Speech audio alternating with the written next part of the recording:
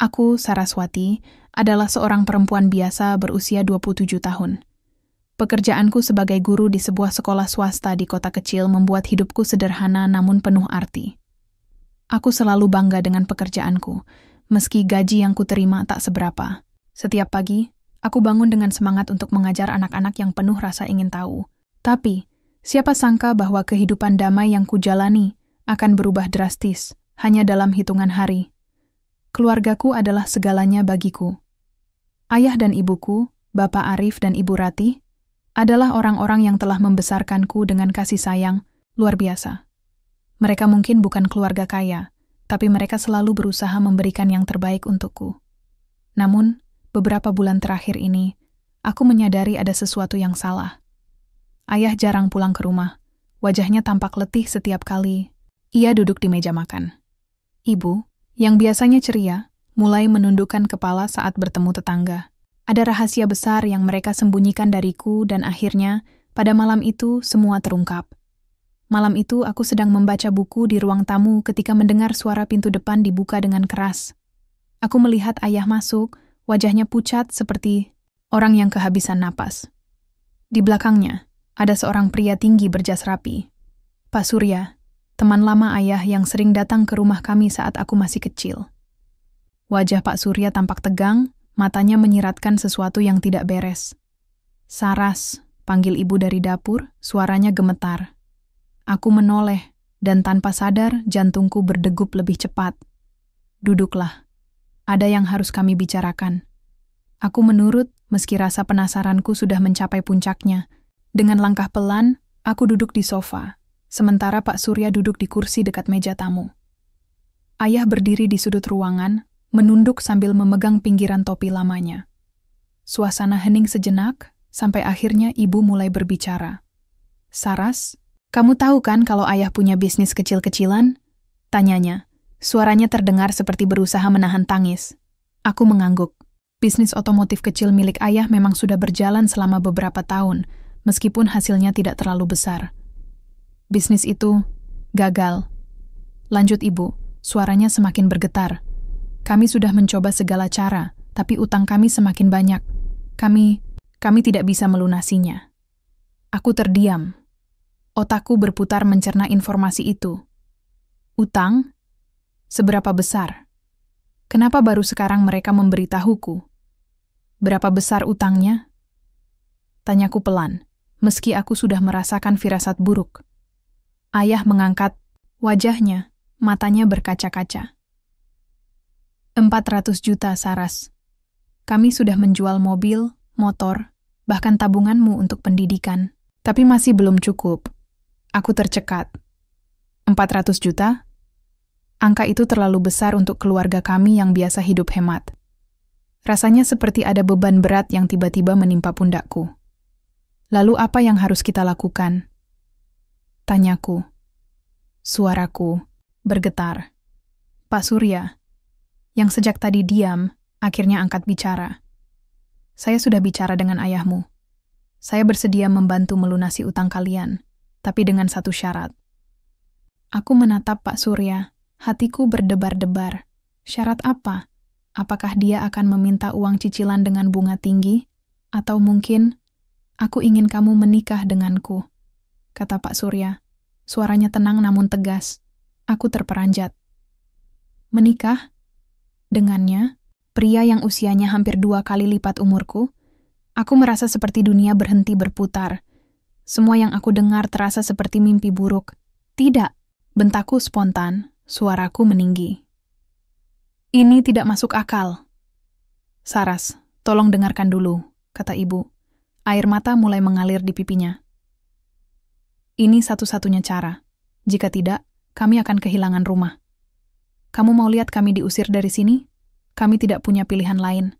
Aku menunduk, hatiku hancur. Aku tahu ibu benar. Keluargaku butuh uang. Tapi menikah dengan Pak Surya? Bagaimana mungkin aku bisa menjalani hidup dengan pria yang hampir seusia kakekku sendiri? "Tidak," kataku lagi. "Kali ini lebih lemah. Aku tidak bisa." Pak Surya menarik napas panjang. "Saraswati, aku tidak memaksamu. Aku hanya ingin membantu keluargamu. Dan jika kamu setuju, aku berjanji akan memperlakukanmu dengan baik. Ini bukan tentang ambisi atau kepentingan pribadiku. Aku hanya ingin membantu. Aku menatapnya, mencoba mencari kebohongan di balik kata-katanya. Tapi matanya tampak tulus, meski sulit untuk dipercaya. Malam itu berlalu tanpa keputusan apapun. Aku masuk ke kamarku, berbaring di tempat tidur sambil memikirkan segala kemungkinan. Bagaimana mungkin aku bisa menikahi pria yang bahkan tidak pernah kupandang sebagai figur romantis? Tapi di sisi lain, bagaimana aku bisa membiarkan keluargaku kehilangan segalanya? Hari-hari berikutnya penuh dengan dilema. Aku mencoba mencari solusi lain, tapi setiap jalan yang kulalui buntu. Teman-temanku tidak memiliki uang sebanyak itu, dan pinjaman bank tidak bisa langsung cair dalam waktu singkat. Akhirnya, setelah seminggu penuh pertimbangan, aku membuat keputusan yang paling sulit dalam hidupku. Aku setuju, kataku kepada Pak Surya saat ia datang ke rumah. Suaraku terdengar lemah, tapi aku tahu inilah satu-satunya cara. Pak Surya mengangguk, wajahnya tampak lega. Terima kasih Saraswati, kamu tidak akan menyesal. Aku tersenyum tipis, meski hatiku masih penuh kebimbangan. Aku tidak tahu apa yang akan terjadi ke depannya. Yang aku tahu, aku harus melakukannya demi keluargaku. Namun, ada satu hal yang terus menggangguku. Kenapa Pak Surya begitu tertarik untuk membantu keluargaku? Apakah ada motivasi lain di balik tawaran ini? Pertanyaan itu terus berputar di kepalaku, membuatku semakin gelisah. Akhirnya, tanggal pernikahan ditentukan. Hanya butuh 2 minggu untuk persiapan, karena semuanya dilakukan secara sederhana. Aku mencoba meyakinkan diri bahwa ini adalah jalan terbaik, meski rasa malu dan ketidakpastian terus menghantuiku. Pernikahan itu berlangsung cepat, sederhana, dan tanpa banyak perayaan. Hanya keluarga inti kami dan beberapa kerabat dekat yang hadir.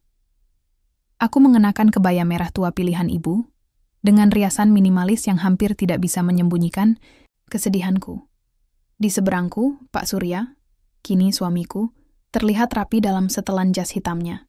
Wajahnya tetap tenang, meski aku tahu bahwa ia juga merasa canggung dengan situasi ini. Namun, aku tidak bisa melihat apapun selain kekosongan di matanya. Bagiku, ia bukanlah sosok yang akan kujadikan pasangan hidup. Setelah acara resepsi singkat, yang terasa seperti mimpi buruk, aku duduk di kursi belakang mobil mewah Pak Surya, menuju rumah baruku. Rumah? Tidak, lebih tepatnya istana. Itulah kesan pertamaku ketika sampai di kediamannya. Sebuah rumah besar 2 lantai dengan halaman luas, kolam renang, dan interior yang terlihat seperti hasil rancangan desainer ternama. Semua tampak begitu sempurna, tapi hatiku tak bisa merasakan apa-apa selain dinginnya realitas baru ini. Ini rumahmu sekarang, kata Pak Surya saat aku turun dari mobil.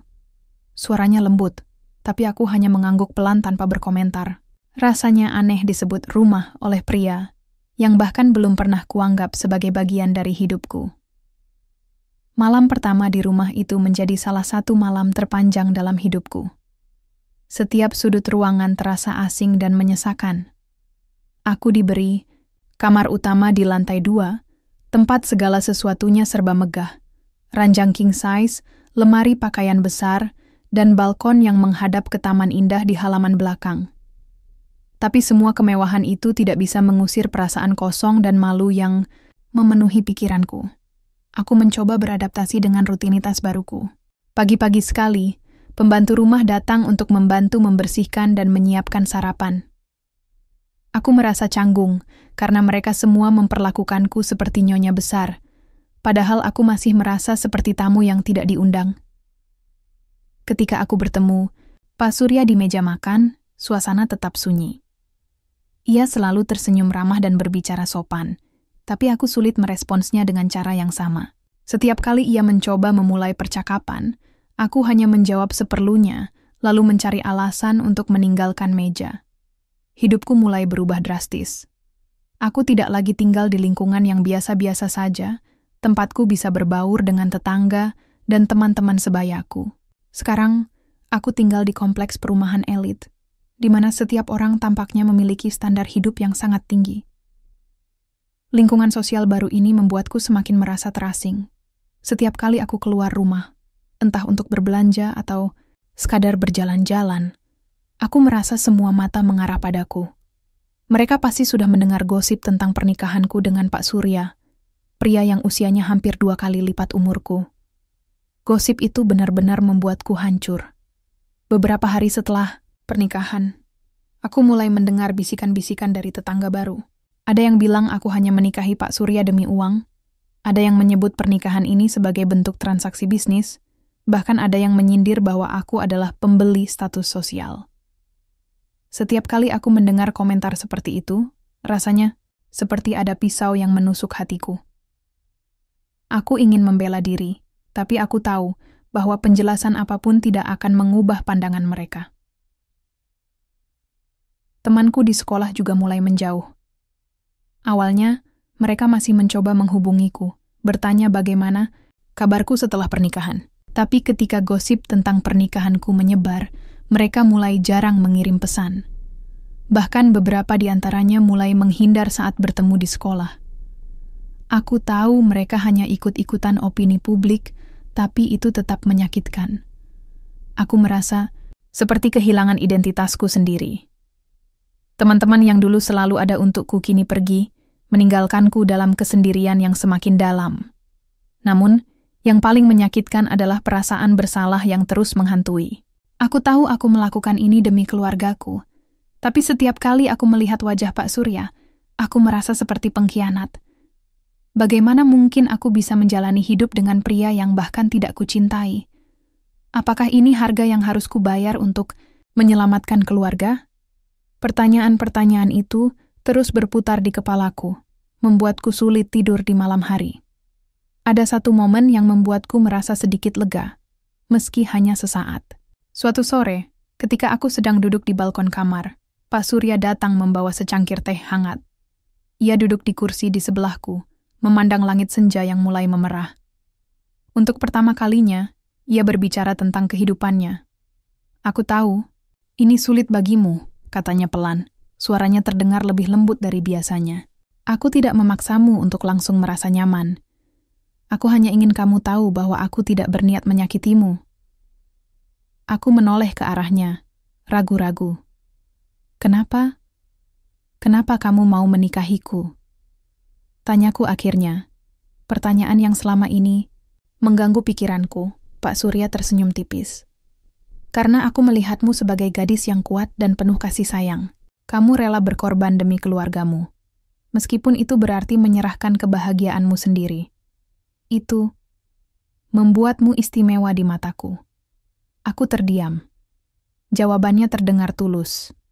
Tapi aku masih sulit untuk mempercayainya sepenuhnya. Apakah dia benar-benar melihatku seperti itu? Atau ini hanya cara halus untuk membenarkan tindakannya? Malam itu, aku kembali ke kamarku dengan perasaan campur aduk. Di satu sisi, aku merasa sedikit lega karena Pak Surya tidak seburuk yang kubayangkan. Di sisi lain, aku masih belum bisa menerima situasi ini sepenuhnya. Setiap detik yang kulalui di rumah ini terasa seperti penjara mewah yang tidak bisa kutinggalkan. Namun, di tengah kegelisahanku, ada satu hal yang mulai mengganggu pikiranku. Kenapa Pak Surya begitu tertarik padaku? Apakah dia benar-benar melihat sesuatu yang istimewa? Atau ada rahasia lain di balik semua ini? Pertanyaan itu terus menghantuiku, membuatku semakin penasaran dengan masa lalunya. Malam itu, aku merasa seperti berdiri di tepi jurang. Aku telah menghabiskan hari-hari terakhir dengan perasaan cemas dan takut menghadapi apa yang akan terjadi selanjutnya. Pernikahan ini bukanlah pilihan yang kuinginkan, tapi aku tahu bahwa aku tidak punya jalan lain. Setelah semua persiapan singkat yang terasa seperti mimpi buruk, akhirnya malam pertama tiba. Ketika matahari mulai tenggelam dan cahaya lampu menggantikan sinar alami, aku duduk di tepi ranjang besar di kamar utama. Jantungku berdebar keras, pikiranku dipenuhi oleh bayangan-bayangan buruk tentang apa yang mungkin akan terjadi. Aku membayangkan malam ini akan menjadi momen yang penuh kecanggungan, bahkan mungkin menyakitkan. Tapi di sisi lain, ada secercah rasa penasaran dalam diriku. Bagaimana Pak Surya akan bersikap? Apakah dia akan memaksakan sesuatu padaku?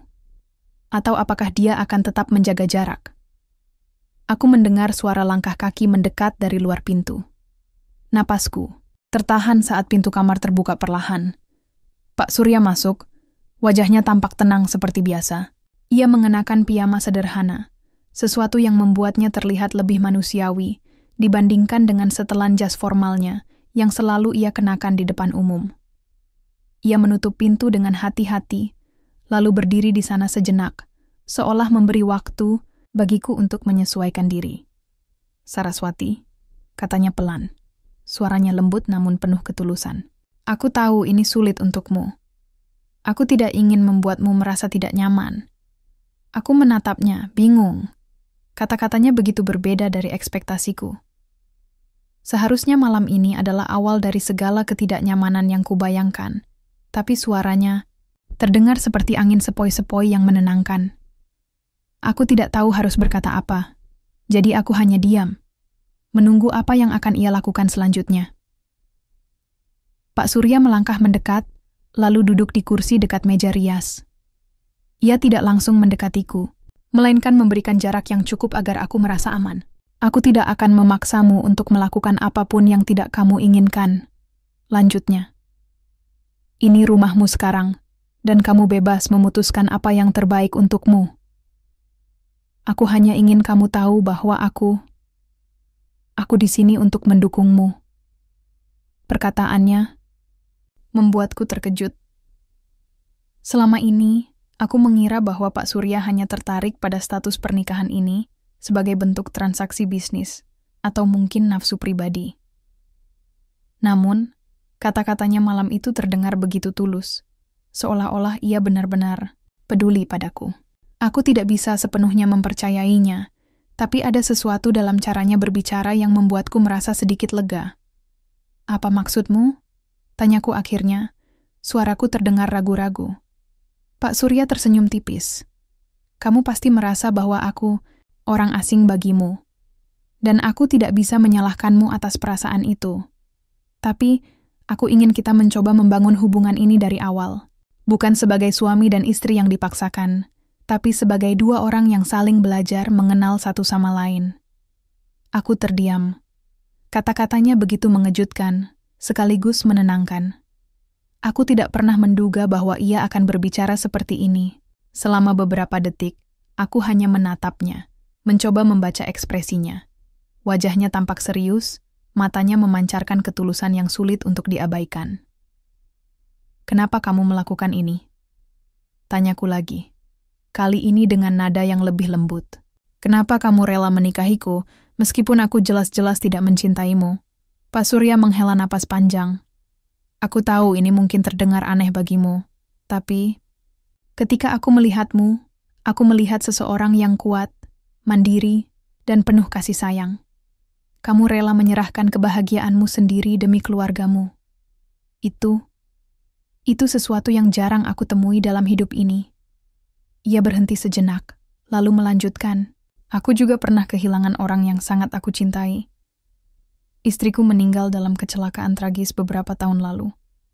Sejak itu, aku tidak pernah membuka hatiku untuk siapapun. Tapi ketika aku melihatmu, aku merasa ada harapan baru. Kamu memberiku kesempatan untuk merasakan kehangatan lagi." Aku terperanjat mendengar pengakuannya. Aku tidak pernah tahu bahwa ia pernah kehilangan istri. Semua informasi tentang masa lalunya selama ini hanya berupa desas-desus yang samar-samar. Tapi pengakuannya malam itu membuat segalanya terasa berbeda. Aku mulai melihatnya bukan sebagai pria tua yang kaya dan penuh rahasia, melainkan sebagai manusia yang juga memiliki luka dan kerentanan. "Jadi, kamu tidak menikahiku hanya karena uang?" tanyaku. Masih mencoba memastikan bahwa aku tidak salah paham. Pak Surya menggeleng pelan. "Tidak. Uang hanyalah alasan praktis untuk membantu keluargamu. Tapi aku menikahimu karena aku ingin memulai babak baru dalam hidupku. Dan aku berharap, mungkin suatu hari nanti, kamu juga bisa melihatku sebagai lebih dari sekadar orang asing." Kata-katanya membuat air mata mulai menggenang di mataku. Aku tidak tahu apakah ini karena rasa iba, rasa bersalah, atau mungkin ada sesuatu yang lebih dalam yang mulai tumbuh di hatiku. Aku tidak bisa memastikan, Yang jelas, malam itu adalah titik balik dalam cara pandangku terhadapnya. Setelah percakapan, itu Pak Surya tidak memaksaku untuk tidur di ranjang yang sama dengannya. Ia memilih tidur di sofa di ruang tamu, memberi aku ruang dan waktu untuk berpikir. Aku merasa begitu lega, sekaligus bingung. Malam ini seharusnya menjadi malam yang penuh ketegangan, tapi justru berubah menjadi momen refleksi yang mengejutkan. Selama beberapa hari setelah malam itu, aku mulai melihat Pak Surya dengan cara yang berbeda. Sikapnya yang sopan dan pengertian membuatku merasa sedikit lebih nyaman tinggal di rumah ini. Meski begitu, aku masih belum bisa sepenuhnya menerima situasi ini. Ada banyak hal yang belum aku pahami tentang dirinya, dan rasa penasaranku semakin bertambah. Suatu pagi, ketika aku sedang sarapan sendirian di meja makan, aku menemukan sebuah album foto tua di rak buku di ruang tamu. Album itu tampak usang, dengan sampul kulit yang sudah mulai pudar. Penasaran, aku membukanya dan menemukan foto-foto Pak Surya bersama seorang wanita cantik. Wanita itu pasti adalah almarhumah istrinya. Mereka terlihat begitu bahagia di setiap foto, tertawa dan berpose di berbagai tempat indah. Melihat foto-foto itu membuatku merasakan sakit yang mendalam di hatiku. Aku bisa merasakan betapa besar cintanya pada wanita itu, dan betapa besar pula penderitaannya setelah kehilangannya. Namun, ada satu hal yang menarik perhatianku. Di salah satu halaman album, ada sebuah surat kecil yang diselipkan di antara foto-foto itu. Surat itu ditulis dalam tulisan tangan yang rapi, dengan kalimat-kalimat penuh kasih sayang. Setelah membacanya, aku menyadari bahwa surat itu adalah pesan terakhir dari istrinya kepada Pak Surya. Isinya adalah permintaan maaf karena tidak bisa menemaninya lebih lama, serta harapan agar ia bisa menemukan kebahagiaan baru di masa depan. Aku menutup album itu dengan perasaan campur aduk. Aku mulai memahami bahwa Pak Surya bukanlah pria dingin dan tanpa emosi seperti yang kubayangkan selama ini. Dia adalah seseorang yang pernah sangat mencintai, dan mungkin masih berusaha untuk sembuh dari luka mendalam itu. Beberapa hari kemudian, aku memutuskan untuk berbicara dengannya tentang surat itu. Setelah makan malam, aku menemukannya duduk di teras belakang, memandangi kolam renang yang diterangi lampu kuning hangat. Pak Surya, panggilku pelan, membuatnya menoleh. Boleh aku bicara sebentar? Tentu, katanya tersenyum ramah. Ada apa? Aku duduk di kursi di sebelahnya, lalu menunjukkan album foto yang kubaca beberapa hari lalu. Aku menemukan ini di rak buku. Maaf kalau aku melihat-lihat tanpa izin. Pak Surya mengangguk, matanya tampak sedikit redup. Itu milik istriku. Aku jarang membukanya lagi, tapi kadang-kadang aku merindukannya.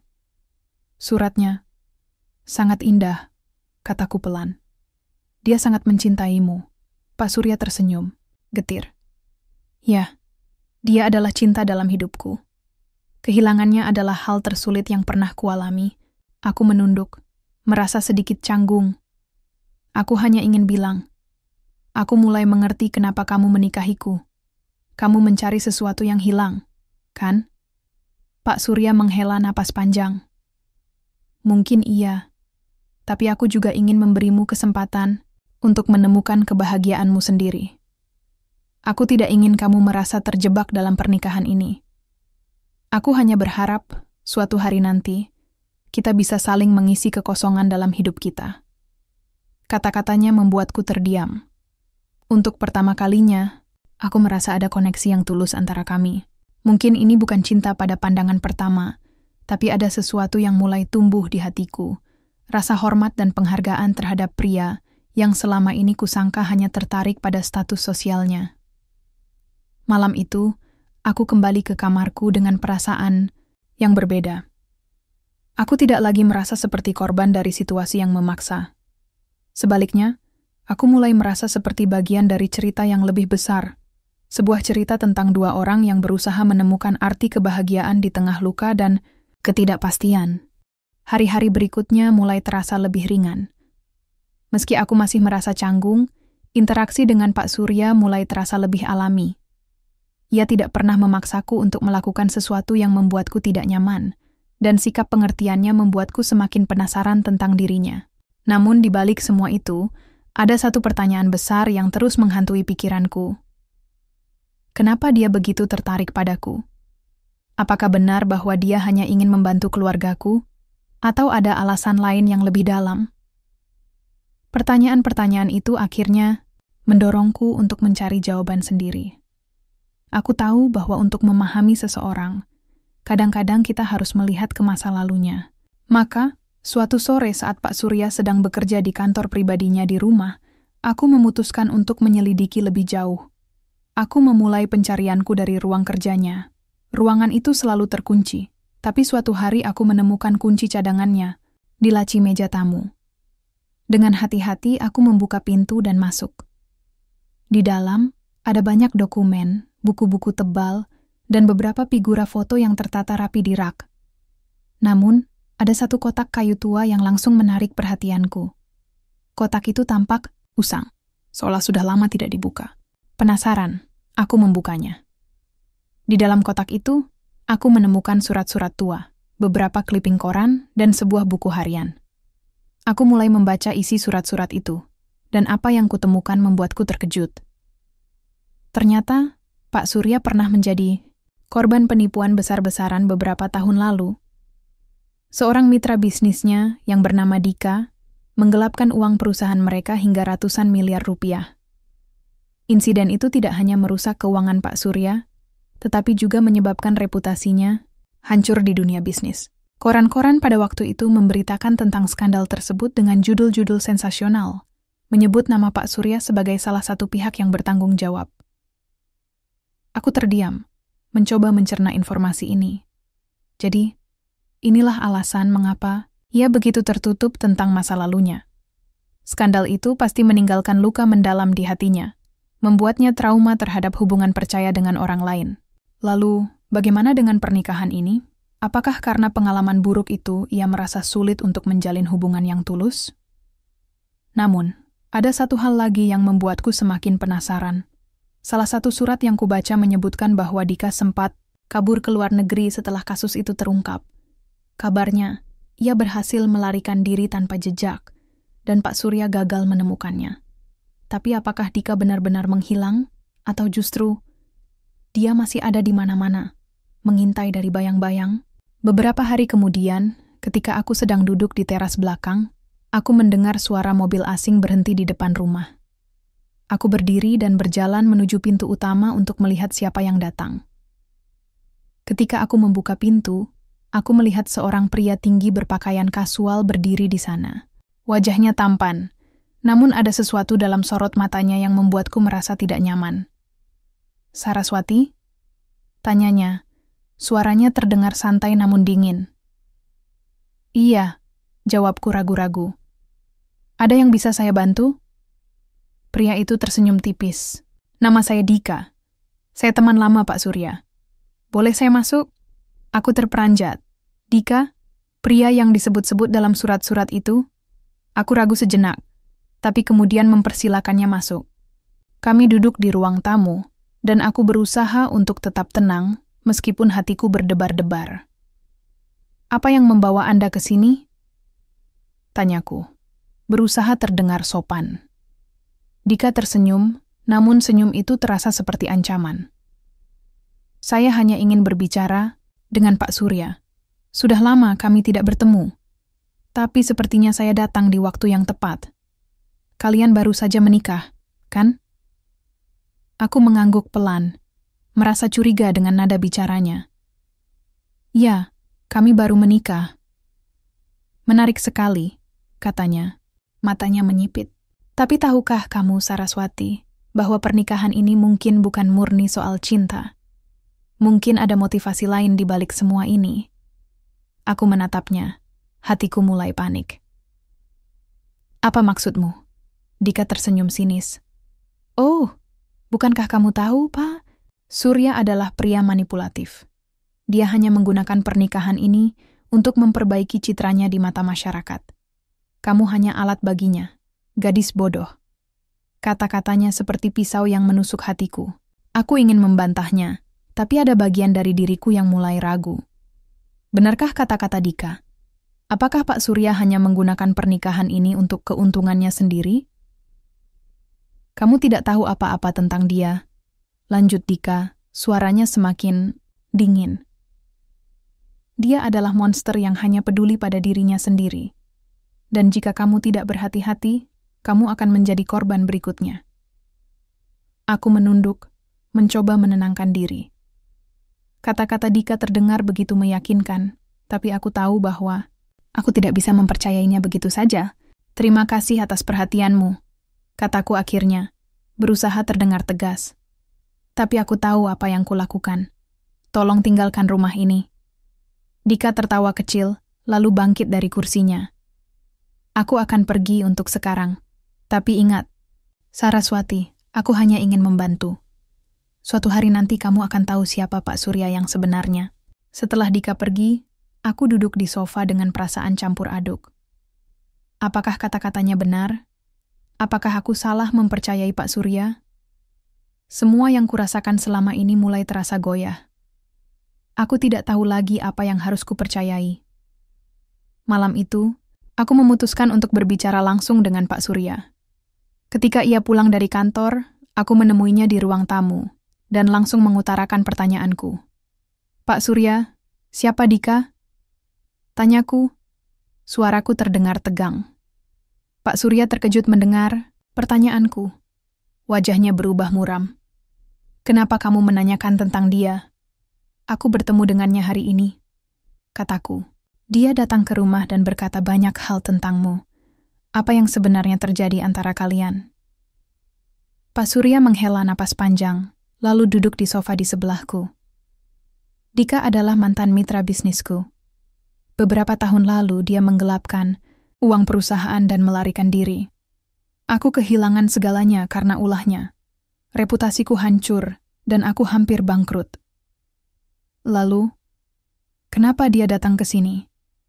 Tanyaku lagi. Suaraku terdengar lebih keras. Dia bilang bahwa kamu hanya menggunakan pernikahan ini untuk kepentinganmu sendiri. Apakah itu benar?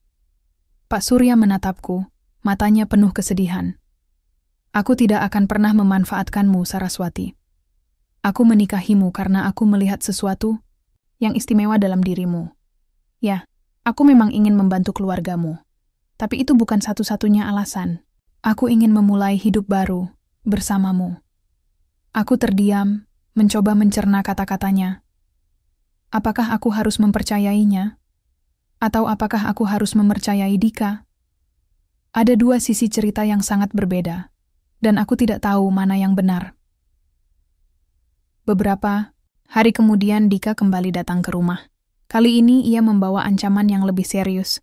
Jika kamu tidak mau membayar uang damai, aku akan membongkar semua rahasia kelammu, katanya kepada Pak Surya. Dan percayalah, Saraswati tidak akan bisa menerima kenyataan tentang dirimu. Aku mendengar percakapan itu dari balik pintu, dan hatiku semakin bimbang.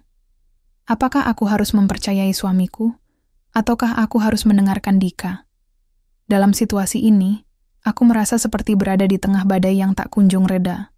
Setelah percakapan diam-diam yang kudengar antara Pak Surya dan Dika, aku merasa seperti berada di ujung tanduk. Pikiranku dipenuhi oleh pertanyaan-pertanyaan yang tak ada habisnya. Apakah benar bahwa Pak Surya hanya menggunakan pernikahan ini untuk menyelamatkan reputasinya? Atau apakah Dika hanya datang sebagai pengganggu yang ingin menghancurkan kebahagiaan kami? Aku tidak tahu lagi harus mempercayai siapa. Namun, satu hal yang pasti, kehadiran Dika membuat segalanya semakin rumit. Ia tampak begitu yakin bahwa ia memiliki kekuatan untuk menghancurkan Pak Surya. Ancamannya tentang membongkar rahasia terus terngiang-ngiang di telingaku.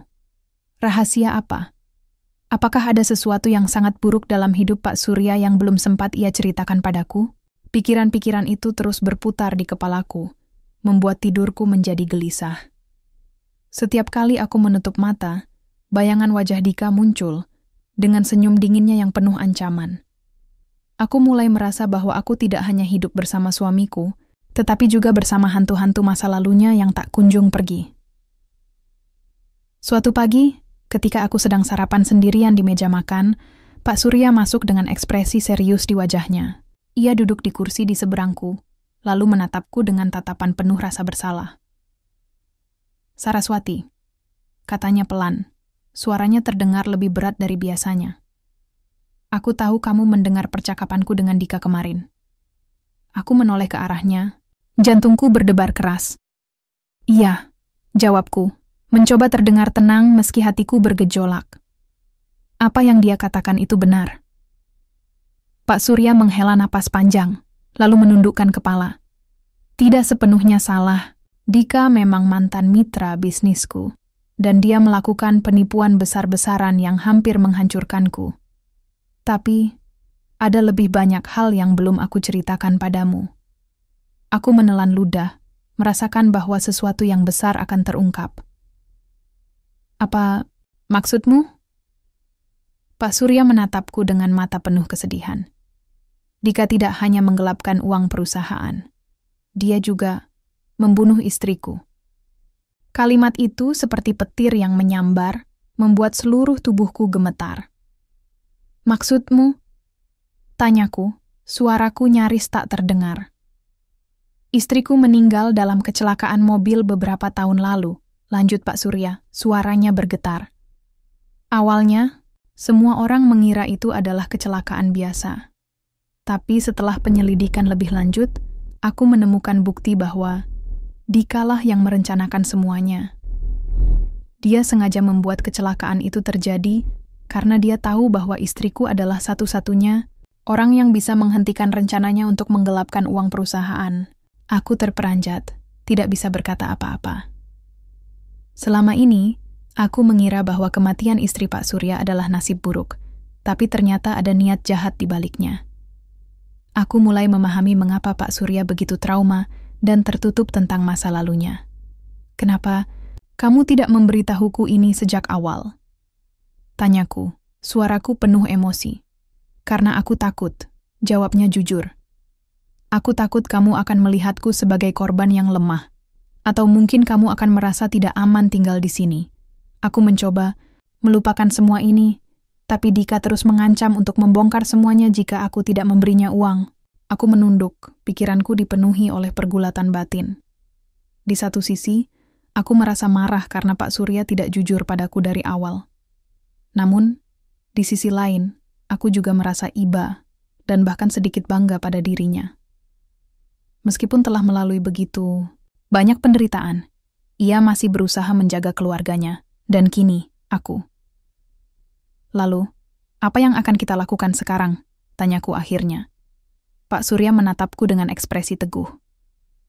"Kita harus melawan Dika. Aku sudah lelah bersembunyi dari masa lalu. Sudah saatnya aku menghadapinya, demi keadilan bagi almarhumah istriku, dan demi masa depan kita." Aku mengangguk pelan, meski hatiku masih dipenuhi oleh ketakutan. Aku tahu bahwa perjuangan ini tidak akan mudah, tapi aku juga tahu bahwa aku tidak bisa mundur sekarang. Jika aku ingin mempertahankan kehidupanku dan hubungan ini, aku harus berdiri di samping Pak Surya. Beberapa hari kemudian, Pak Surya dan aku mulai menyusun rencana untuk menghadapi Dika. Kami mengumpulkan semua dokumen penting yang berkaitan dengan kasus penipuan dan pembunuhan tersebut, serta mencari bukti tambahan yang bisa membantu kami membongkar kejahatannya. Aku juga mulai mencari informasi tentang Dika melalui internet dan jejaring kenalan, berharap bisa menemukan titik lemahnya. Namun, Dika tampaknya sudah satu langkah di depan kami. Suatu sore, ketika aku sedang berbelanja di supermarket dekat rumah, ia tiba-tiba muncul di belakangku. Wajahnya tersenyum sinis, matanya menyiratkan ancaman. "Kamu pikir kamu bisa melawan aku?" katanya dengan nada rendah namun tajam. "Kamu hanya seorang gadis bodoh yang tidak tahu apa-apa tentang dunia nyata." Aku mencoba tetap tenang, meski jantungku berdegup kencang. "Aku tahu cukup banyak untuk membongkar kebohonganmu," balasku, berusaha terdengar tegas. Dika tertawa kecil, lalu mendekatkan wajahnya padaku. "Kalau begitu, coba lihat konsekuensinya. Bukan hanya Pak Surya yang akan hancur, tapi juga keluargamu yang manis itu. Apa kamu siap untuk bertanggung jawab atas itu?" Aku menatapnya, berusaha menyembunyikan rasa takut yang mulai merambati tubuhku. "Kita lihat saja nanti," kataku. lalu berbalik dan meninggalkannya di tengah keramaian supermarket. Setelah pertemuan itu, aku mulai merasa bahwa Dika adalah ancaman serius yang tidak bisa diabaikan. Ia tidak hanya menargetkan Pak Surya, tapi juga keluargaku. Aku harus bergerak cepat sebelum semuanya terlambat. Malam itu, aku dan Pak Surya duduk di ruang tamu, membahas langkah-langkah terakhir untuk menghadapi Dika. Kami memutuskan untuk melaporkan semua bukti yang kami miliki kepada polisi, termasuk rekaman percakapan antara Dika dan Pak Surya yang berhasil kami rekam diam-diam. Kami juga menghubungi pengacara terpercaya untuk membantu proses hukum. Namun, tepat sebelum kami berencana melapor, Dika kembali datang ke rumah. Kali ini, ia tidak datang sendiri. Ia membawa 2 pria bertubuh besar yang tampak seperti preman. Mereka masuk ke rumah tanpa izin, langsung menuju ruang tamu di mana aku dan Pak Surya sedang duduk. "Jadi, kalian benar-benar ingin melawanku, ya?" kata Dika dengan nada dingin. "Baiklah, kalau begitu aku akan tunjukkan apa artinya bermain api." Aku merasa takut, tapi aku juga merasa marah. Aku tidak bisa membiarkan Dika menghancurkan kehidupanku dan orang-orang yang kucintai. Dengan keberanian yang entah dari mana, aku berdiri dan menatapnya lurus-lurus. "Kamu pikir kami takut padamu?" Tantangku. "Kamu adalah penjahat, Dika. Dan penjahat selalu berakhir di penjara." Dika tersenyum sinis, lalu melangkah maju. Namun, sebelum ia bisa berbuat apa-apa, suara sirin polisi terdengar dari luar rumah. Ternyata Pak Surya sudah melaporkan kedatangan Dika sebelumnya, dan polisi datang tepat waktu untuk menangkapnya. Dika dan 2 preman yang bersamanya diborgol dan dibawa pergi oleh polisi. Saat ia dilewatkan di depanku, ia menatapku dengan mata penuh kebencian. "Ini belum selesai," bisiknya, namun aku hanya tersenyum tipis. Setelah Dika ditangkap, aku merasa lega. Beban besar yang selama ini menghantui kami akhirnya hilang. Pak Surya memelukku erat, matanya berkaca-kaca. "Terima kasih, Saraswati," katanya pelan. "Kamu telah membuatku percaya bahwa aku masih bisa memiliki kebahagiaan di masa depan." Aku tersenyum, merasakan bahwa hubungan kami telah berubah menjadi sesuatu yang lebih kuat. Aku tidak lagi melihatnya sebagai pria tua yang kaya dan misterius. Dia adalah manusia dengan luka mendalam, yang telah berjuang keras untuk bertahan hidup, dan aku bangga bisa berada di sisinya. Setelah penangkapan Dika, kehidupan kami perlahan-lahan mulai kembali normal. Namun, aku tahu bahwa ini bukan akhir dari segalanya. Meskipun ancaman terbesar telah hilang, ada banyak hal yang harus diperbaiki. Tidak hanya dalam hubunganku dengan Pak Surya, tetapi juga dalam cara aku memandang hidupku sendiri. Beberapa minggu setelah insiden itu, berita tentang kasus Dika mulai menyebar luas di media. Wartawan datang ke rumah kami, mencoba menggali informasi tentang skandal lama yang melibatkan Pak Surya. Awalnya, aku merasa takut bahwa gosip ini akan membuatku semakin terasing di lingkungan sosial. Tapi kali ini, aku memutuskan untuk tidak membiarkan stigma orang lain menguasai hidupku. Aku bersama Pak Surya memberikan pernyataan resmi kepada pers, menjelaskan kebenaran tentang apa yang terjadi selama bertahun-tahun ini. Kami ingin dunia tahu bahwa keadilan telah ditegakkan, dan bahwa kami tidak lagi bersembunyi di balik bayang-bayang masa lalu. Reaksi masyarakat ternyata lebih positif daripada yang kubayangkan. Banyak orang yang awalnya menghakimi pernikahan kami mulai berubah pandangan. Mereka menyadari bahwa keputusan yang kami ambil adalah bentuk tanggung jawab dan pengorbanan demi membantu keluarga dan mencari kebahagiaan baru. Bahkan beberapa teman lamaku mulai menghubungi kembali, meminta maaf karena telah salah paham. Aku merasa lega, sekaligus bangga pada diriku sendiri. Untuk pertama kalinya, aku benar-benar bisa menerima situasi ini tanpa rasa malu atau keraguan. Namun, yang paling penting bagiku adalah hubunganku dengan Pak Surya. Setelah semua yang kami alami bersama, dari malam pertama yang penuh ketidakpastian, hingga konfrontasi dengan Dika, aku mulai melihatnya sebagai pasangan sejati. Dia bukan lagi pria tua yang jauh dari kehidupanku. Dia adalah seseorang yang telah berjuang keras untuk melindungi keluarganya, bahkan ketika ia sendiri terluka. Dan meskipun dia pernah merasa rapuh dan tak berdaya, dia tetap berdiri tegak demi keadilan dan cintanya. Suatu pagi, Saat aku sedang menikmati secangkir teh di balkon kamarku, Pak Surya datang mendekat. Ia duduk di kursi di sebelahku. Wajahnya tampak lebih cerah dari biasanya. "Saraswati," katanya pelan. Suaranya penuh kelembutan. "Aku ingin berterima kasih padamu." Aku tersenyum tipis. "Untuk apa?" "Untuk tidak meninggalkanku," jawabnya. "Aku tahu ini sulit bagimu, tapi kamu tetap di sisiku, bahkan ketika aku sendiri hampir menyerah. Kamu membuatku percaya bahwa aku masih layak dicintai." Aku menatapnya, merasakan sesuatu yang hangat mulai tumbuh di hatiku. "Aku juga belajar banyak darimu," kataku pelan. "Kamu mengajarkanku arti keberanian dan pengorbanan, dan meskipun awalnya aku ragu, aku sekarang tahu bahwa kita bisa melewati segala sesuatu bersama-sama." Pak Surya tersenyum, lalu menggenggam tanganku erat-erat. "Kita sudah melalui banyak hal, tapi aku yakin ini baru permulaan. Ada begitu banyak hal indah yang bisa kita bangun bersama." Aku mengangguk, merasa bahwa kata-katanya benar. Hubungan kami mungkin dimulai dari situasi yang dipaksakan, tapi kini telah berkembang menjadi sesuatu yang nyata dan penuh makna. Aku tidak lagi melihat pernikahan ini sebagai beban, melainkan sebagai kesempatan untuk menemukan kebahagiaan di tempat yang tak pernah kuduga sebelumnya. Beberapa bulan kemudian, kami memutuskan untuk melakukan perjalanan kecil bersama. Ini adalah pertama kalinya kami pergi liburan sebagai suami istri, dan aku sangat antusias. Kami memilih destinasi yang tenang, sebuah villa di pegunungan dengan pemandangan alam yang indah.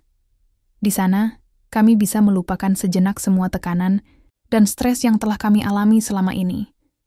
Setiap pagi, aku bangun lebih awal untuk menikmati udara segar di depan villa. Pak Surya biasanya bergabung denganku beberapa saat kemudian, membawa 2 cangkir kopi panas. Kami duduk berdampingan, menikmati pemandangan matahari terbit yang memukau, tanpa perlu bicara banyak. Hening itu terasa begitu nyaman, seolah-olah kata-kata tidak lagi diperlukan untuk menyampaikan perasaan kami. Suatu sore, saat kami sedang berjalan-jalan di sekitar villa, Pak Surya tiba-tiba berhenti dan menatapku dengan serius. "Saraswati," katanya. Suaranya terdengar agak gugup. "Ada sesuatu yang ingin aku katakan." Aku menatapnya, penasaran. "Apa itu?" Aku ingin memulai babak baru dalam hidup kita," katanya pelan. "Bukan lagi sebagai suami dan istri yang dipaksakan oleh keadaan, tapi sebagai 2 orang yang saling mencintai dan menghormati satu sama lain." Aku terperanjat, merasa seperti ada kupu-kupu yang berterbangan di dalam perutku. "Maksudmu?" "Aku mencintaimu, Saraswati," katanya. Matanya penuh ketulusan. "Dan aku ingin kamu tahu bahwa aku tidak akan pernah berhenti berusaha untuk membuatmu bahagia." Air mata mulai menggenang di mataku. Aku tidak pernah menduga bahwa kata-kata ini akan keluar dari mulutnya. Selama ini, aku merasa bahwa hubungan kami didasarkan pada rasa hormat dan pengertian. Tapi sekarang aku menyadari bahwa cinta juga telah tumbuh di antara kami. Cinta yang tulus dan mendalam. "Aku juga mencintaimu," balasku, suaraku bergetar karena emosi. "Terima kasih sudah membuatku percaya bahwa kebahagiaan itu mungkin, meskipun datang dari tempat yang tak terduga." Pak Surya tersenyum lebar, lalu memelukku erat. Di momen itu, aku merasa bahwa semua penderitaan dan ketidakpastian yang telah kami alami hanyalah bagian dari perjalanan menuju kebahagiaan ini. Aku tidak lagi merasa seperti korban dari keadaan. Sebaliknya, aku merasa seperti pemenang. Pemenang atas rasa takut, stigma, dan masa lalu yang gelap. Ketika kami kembali ke rumah, aku merasa seperti orang yang sama sekali baru. Aku tidak lagi merasa asing di lingkungan sosial baru, karena aku tahu bahwa aku memiliki seseorang yang selalu mendukungku. Keluargaku juga merasa lega, karena masalah utang mereka telah terselesaikan dan reputasi kami mulai pulih. Ayah dan ibu sering mengunjungi kami dan mereka tampak bahagia melihat betapa harmonis hubunganku dengan Pak Surya. Namun, yang paling penting adalah perasaanku sendiri. Aku tidak lagi merasa seperti gadis yang dipaksa menikah demi membayar utang. Aku adalah seorang wanita yang telah menemukan kekuatan dan keberanian di dalam dirinya, serta cinta yang tumbuh dari pengorbanan dan kepercayaan. Pernikahanku dengan Pak Surya mungkin dimulai dari alasan yang tidak ideal, tapi kini telah menjadi fondasi bagi kehidupan yang penuh arti.